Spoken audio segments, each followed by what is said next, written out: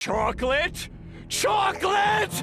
Chocolate! This is why SpongeBob is different. A man screaming chocolate straight from his heart. 3 prehistoric guys running around and screaming while discovering the concept of cooking. SpongeBob and Patrick playing with a single cardboard box. None of these moments came out of a writer's room. When it first came out, SpongeBob SquarePants did the single thing almost every other animated show on television was terrified to do. The show that would go on to become the most watched cartoon Nickelodeon ever made was, by industry standards, being made completely different. And it's the only reason it ever worked. Here's how a TV show is supposed to be made. You hire a room full of writers, they pitch ideas, break stories on a corkboard, and one of them is assigned to write the first draft of a script. Now that script is usually 30 to 50 pages worth of dialogue, screen direction, and timing, and then they would rewrite it together. Maybe do punch-up sessions, maybe some table reading sessions. So by the time the script gets to the artists, every line has been workshopped to death. The artist's job is just to draw what the writers wrote. This is how The Simpsons is made, by a team of around 16 writers who pitch ideas every day. Family Guy works almost identically, with over 20 writers and a dedicated gag room where 4 or 5 writers get sent off to punch up a single cutaway. Every word has to be approved before it ever becomes a drawing. And before the year 2000, this was practically the gold standard. Primetime animation was script-driven. Saturday morning was script-driven. Even Nickelodeon's other big hits of that era, like The Fairly Odd Parents, were script-driven. But of course, there is a really good reason why many shows do it this way. Because for one, scripts are controllable. A network executive can read a script before production starts and demand changes if necessary. A studio can budget around a script, and perhaps they could flag dialogue if it was too risky. So the scripts are practically the leash. It's their way to keep their hands on the wheel of the show. So when Steven Hillenburg walked in with the SpongeBob pitch, the assumption was that he'd be following the golden rule. He wasn't. SpongeBob didn't have scripts, or at least a detailed one. In an interview Hillenburg gave during the show's early run, he was asked directly about how the writing worked, and his answer was this: "We do not storyboard from script." The way it actually worked was this. A small team of writers would come up with the outline and premise for a story idea, and then that outline went to a storyboard team, which usually had 2 artists working together. And those 2 artists, they drew the entire episode. Every shot, every gag, every line of dialogue was invented as the boards were drawn. Now, here's where it gets interesting. They didn't invent something new. They were just trying to bring something back. And one of the big reasons they did this is because Hillenburg worked on Rocko's Modern Life through the mid-90s, and Rocko was board-driven as well. He saw the difference it made and decided early in development that SpongeBob should work the same way. Most modern TV animation strayed away from board-driven production decades ago. Even though some of the best classic animation in the 40s, such as the Bugs Bunny shorts, the old Looney Tunes, the Fleischer Popeye cartoons, those were all made by artists drawing whatever was funny. And when TV came along and animation moved out of theaters and into a Saturday morning slot, that whole approach rarely got touched again because the networks needed something they could control. And scripts were the answer. So when Hillenburg got his own show, he didn't just bring back board-driven production, he tracked down the people who knew how and loved to do it. He picked Derek Drymon as creative director because Drymon also came from Rocko's Modern Life. He hired Doug Lawrence, the voice of Plankton, from Rocko as well. And he hired Nick Jennings as art director from Rocko. In fact, the original Season 1 SpongeBob crew was almost entirely the surviving Rocko alumni and a handful of young artists that they trained. Now, you might be thinking, okay, so what? Different process, basically the same result, who cares? But the reason almost no other show did it this way is that from every angle you look at it, board-driven production is a nightmare. You can't approve a board-driven episode in advance. All you get is just a few pages of rough outline on what the episode will be about. And from the team perspective, you'll basically give the network a 2-page outline and tell them, trust us, the funny is coming. You'll see it when we draw it. Turns it again, turns it upside down, again. Finally it straightens it up and goes, You also can't easily replace people. In a script-driven show, if a writer leaves, you just hire another writer, because the voice of the show still lives in the scripts, right? Whereas in a board-driven show, The voice lives in the artist's hands, so if your storyboard team leaves, you feel the changes more drastically, since there's no document you can hand to a new artist that captures what made the old one's work funny.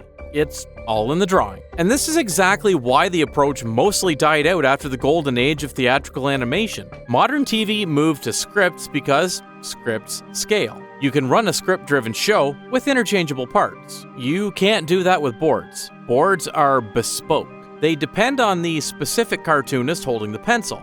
And cartoonists like that, ones who can carry 11 minutes of comedy on their own, are rare. But wouldn't you know it, the exact thing that made board-driven production a nightmare for everyone else is the exact reason SpongeBob became what it became. Because here's what scripts can't do.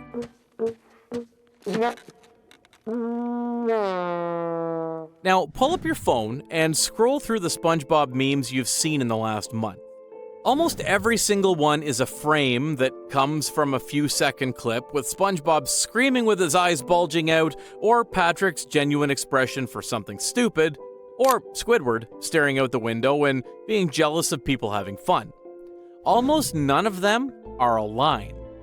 When you let artists write the show by drawing it instead of typing it, it becomes a visual explosion, in the sense that the jokes live in the drawings. The funniest moment in any given SpongeBob episode is rarely something a character says. More often than not, it's something a character did, a face they made, a pose, the way their body warped for half a second when they reacted to something. SpongeBob is a really well-crafted show, and part of that is the use of squash and stretch. Animation as animation. Characters that don't have to obey physics, anatomy, or even continuity from one frame to the next. SpongeBob's body is whatever the joke needs it to be. He's a sponge, he's a deflated balloon, he's a pile of dust, he's a cube. A script-driven show cannot do this consistently, because somebody has to type the joke first to describe a drawing, which means the joke has to survive a translation step that, on a board-driven show, doesn't exist. We have writers and then they hand their thing off to the storyboard artist. We take what's written here and we think of jokes that maybe you couldn't explain in writing. And once you understand that, you'll start noticing something else. SpongeBob doesn't really do long conversations. Watch a random episode.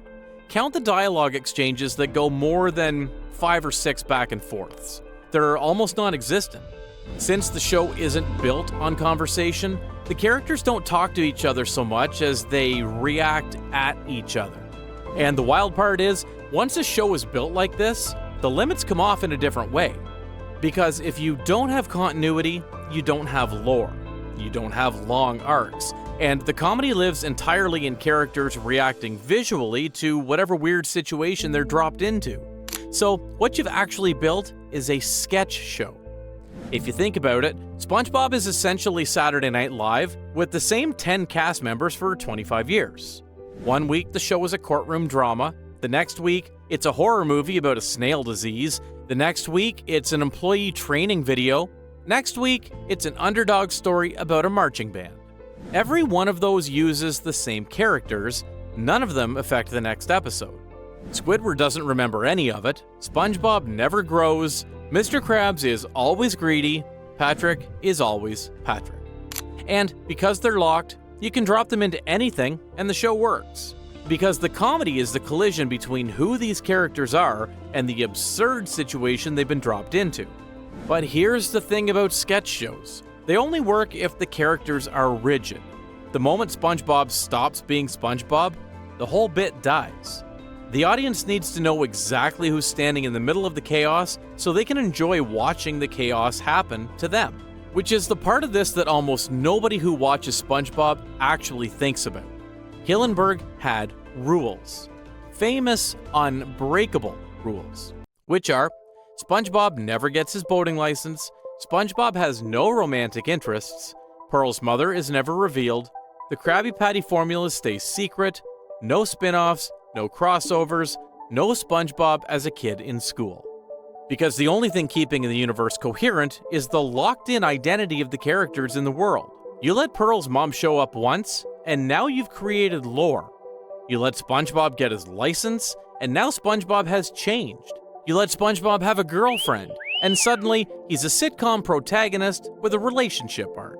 These rules are what allow the chaos to happen safely. So, if the world can't change, the artists are free to do anything they want inside it. And there's one more thing the process gets you that I haven't talked about yet, which might actually be the most important part. I think SpongeBob was an attempt instead to make a character who's genuine and earnest. Sincerity. And the reason a board-driven production produces sincerity is something you have to think about for a second to see. In a writer's room, the way you stand out is by being the most clever person in the room, the one who can subvert any setup, undercut any sincere moment, find the angle nobody else thought of. That's how a lot of 90s and 2000s comedy ended up the way it did. Whereas a board-driven show doesn't have that pressure. They just draw it. We're just trying to make ourselves laugh, and the rest is gravy. So when you ask why SpongeBob specifically became one of the most universally beloved shows in the last 25 years, the answer isn't that it was funnier. Plenty of shows are funny. It's that the process let everything that's good about the show through. The visual jokes that scripts can't capture. The rapid-fire reactions instead of dialogue. The sketch show tonal freedom held together by the rules. And the sincerity that 19 other writers in a room would have rewritten out by Tuesday. Every single one of those things traces back to the same decision. There were no scripts. And the lesson here isn't that scripts are bad. I mean, The Simpsons is a masterpiece. Family Guy is great as well. The lesson is that the rule almost every show in 1999 was following wasn't actually a rule. It was no more than a default choice. And SpongeBob is what happens when somebody good enough refuses to accept the default. And that's why we loved it. But here's the thing. Once you start pulling on the thread of how the first 3 seasons actually got made by a small group of artists with a 2-page outline and almost no oversight, you start asking a different question. Because if the show was being drawn by a handful of people committing fully to whatever made them laugh, then everything those episodes are saying, intentionally or not, came from that same place. The values, politics, the worldview, all of it. Which is exactly what I broke down in our previous video, the one about whether SpongeBob is, quietly, the most ideologically loaded show Nickelodeon has ever aired. Go check that one out next. Once you see it, you really can't unsee it. As always, I'll see you on the next dive.